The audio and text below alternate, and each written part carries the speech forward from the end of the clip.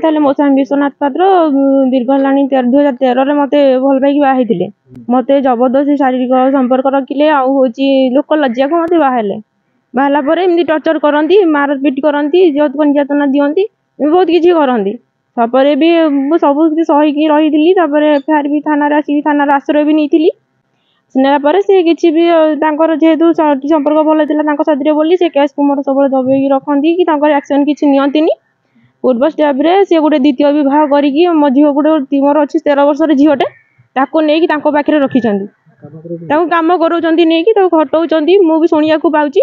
ता विषय कहला मत से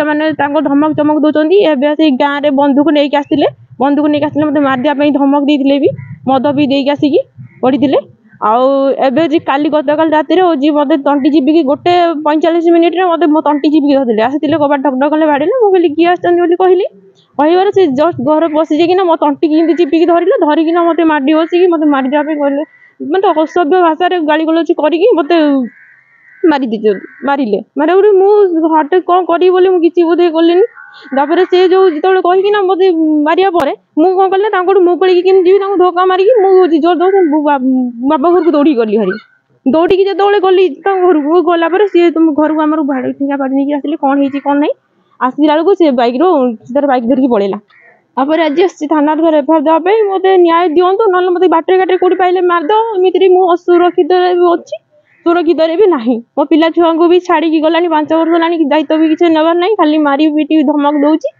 आ बंधुक देखा कि गोली मारदेवी तोते बाटर घाट जो देखिले मारदेवी मो फैमिली भी डर सब भी कौन मारदेवी ना मिछरे भी केस करुँच कौच कि सांबादिक मुझे गोटे रिपोर्टर मुझे मो पाखे आईन अच्छी मुझे डरेनी तू मोर कौनटा करू तो परिवार कौनटा करेंगे एमती कहीकि सर बहुत डरोच बहुत धमक दौर गाँव में आसिक बसिक मारी पिटी बोली कहूँ सर काली गत काल रात 1 सर मुझे जानी आसिक मत मारी था सर कौन करी सर से बाध्य आसिली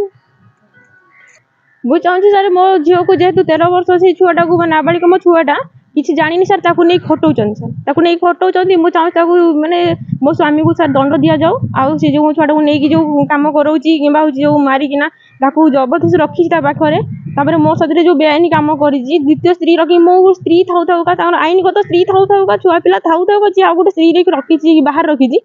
आईनगत दंड दि जाऊ से सजा कठोर कठोर सजा दि जाऊ मुझे चाहूँगी कहीं मो छुआ मान धरिकी मुझे खाया पीवा पाऊनी मुझे से घर पड़ी रही ना सी के देखी पानी ना मत जानी तापर भी मत टर्चर कर आईन को दंड दि जाऊ मुझे चाहूँगी दंड पाइबा दरकार जदि एति दंड देवे मो आईन